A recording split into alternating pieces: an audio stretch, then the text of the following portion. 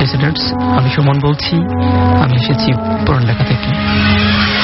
তো আমার যে কাহিনীটা ছিল সেটা হচ্ছে প্রায় তো বছর 5 আগে আমি যখন নওগাঁ যাই, সেখানে এই ঘটনাটা হয়। তো ঘটনাটা এমন ছিল যে যেই ঘটনাটা হয় সেটা হচ্ছে আমার এক ফ্রেন্ডের বাবার সাথে।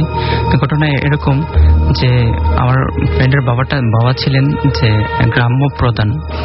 হ্যাঁ, তো ওই অঞ্চলটা ছিল অনেকটা হিন্দু অধ্যুষিত অঞ্চল।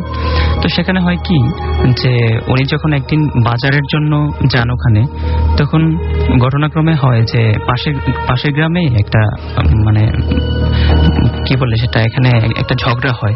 তো ঝগড়াটা মিট করার জন্য উনি ওখানে যান। ওখানে যাওয়ার পর দেখা গেল যে ওনার সাথে যে লোক ছিল, ওনার সাথে একজন কেয়ারটেকার ছিল, ওনাকে বললো যে ঠিক আছে, আমার যে বাজার করা আছে ওটা তুমি নিয়ে বাড়িতে চলে যাও, আমি এই বিচারটা সাইডা তারপরে আমি বাড়িতে আসবো।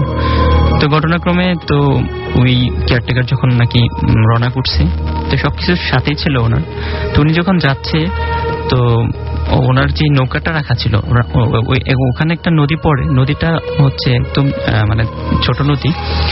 তো নৌকাটা ওখানে বাঁধা ছিল, বাঁধাটা এভাবে ছিল যে একটা চেন দিয়ে ওই নৌকাটার সাথে অ্যাটাচ করা, অন্য একটা গাছের সাথে অ্যাটাচ করা ছিল। তো যখন নাকি উনি এই চেনটা খুইলা নৌকাটা নিয়ে বাসাইতে চায়, তখন একটু মাটির উপরে ছিল নৌকাটা। মাটির উপরে যখন ছিল তখন উনি একটু ধাক্কা দিয়া মানে পানিতে বাসাইতে চাইছিল, যে বাসায় তারপরে উঠে যাবে। কিন্তু আনফর্চুনেটলি যখন নাকি উনি ধাক্কা দেয়, তখন ঘটনাক্রমে নৌকাটা একটু চলে যায় সামনে, হাত থেকে ফসকে একটু সামনে চলে যায়। তো উনি আর নৌকাটা হাতে ধরতে পারে না, যার কারণে উঠতেও পারে না। তখন উনি ওয়েট করে যে হ্যাঁ কিছুটা মানে স্রোত ছিল, তো ওটা পর্যায়ক্রমে বেশি যাচ্ছিল সামনের দিকে। তো উনি না পারতেছে ওটা ধইরা সামনে আইনা তারপরে উঠে যাবে। তো সেই কারণেই উনি মানে সাইড দিয়ে হাঁটা শুরু করছিলেন।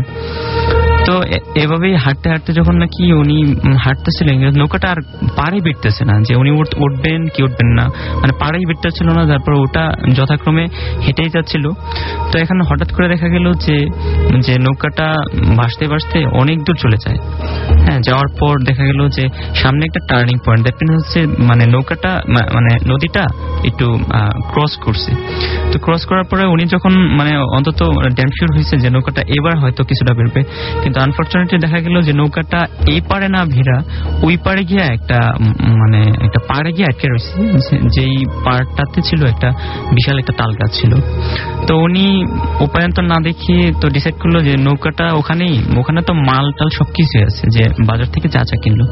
তো উনি উপায়ন্তর না দেখিয়ে বলছে ঠিক আছে, আমি 7টায় ওই পারে যাই, তারপর নৌকাটাতে উঠবো, ওঠার পর তারপর বাড়িতে যাব। তো যথারীতি উনি সাঁতার কাইটটা যখন ওই পারে যায়, দেখা গেল যে নৌকাটা যেখানে ছিল সেটার আগেই তো বললাম যেখানে একটা তাল গাছ ছিল, যে তাল গাছে একটা লোক বসা, অদ্ভুত আকৃতির একটা লোক বসা, মাথায় অনেকটা আল্লাহ খোল্লা ছিল। তো উনি ওই নৌকাটার রশিদটা ধরে টানতেছে, ওনার দিকে টানতেছে ওই লোকটা। তখন উনি অবাক হয়ে যায় যে এত রাতে এখানে কে থাকবে নৌকার জন্য। তখন উনি আস্তে আস্তে করে সামনে আসতে মানে নৌকাটা যখন সামনে টানতে থাকে, তখন ওই লোকটা যায়। যাওয়ার পর তো যখন নাকি অনেকটা মানে কাছাকাছি চলে আসে ওই লোকটার, তখন যখন নাকি বলতেছে যে মানে একটু ফিরে তাকাইতে চাইছিল যে লোকটার দিকে আসলে ফেসটা কেমন, তখন তাকায় উনি আসলে সত্যিকার অর্থে ওই মুহূর্তটার জন্য উনি প্রস্তুত ছিলেন না। উনি একদম মানে হঠাৎ করে বিমরের মতো হয়ে গেছেন, যে ফেসটাতে এত ভয়ঙ্কর একটা ফেস উনি দেখবেন ভাবতেই পারেন না। তখন যেহেতু উনি পার হয়ে গেছেন, আর ওখানে মানে গ্রাম্য মেট্রোপথের বেশি দূর ডিস্টেন্স ছিল না যেখানে বাড়িঘর থাকবে বা এই টাইপের।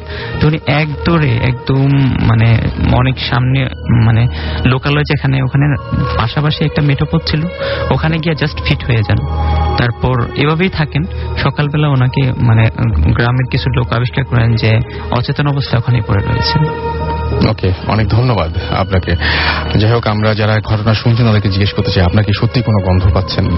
একটু খেয়াল রাখবেন যে কোনো গন্ধ পান কিনা। আজকের ঘটনাগুলো অনেকে লিখছেন ভয় পাচ্ছেন, এবং সেই সাথে অনেকে যদি একটু আগে একটা গন্ধের ঘটনা বললাম যে হঠাৎ করে একটা সুবাস পাওয়া যায়, যে মানুষটি চলে গেছে সেই মানুষের ব্যবহার করা কোনো সুগন্ধির গন্ধ আপনিও পেতে পারেন হয়তো। তো যাই হোক, আমি খালি একটা রিকোয়েস্ট করব যে আপনারা আপনাদের যেরকম ঘটনা আপনারা পছন্দ করেন সেরকম ঘটনা কিন্তু আমরা সিলেক্ট করি।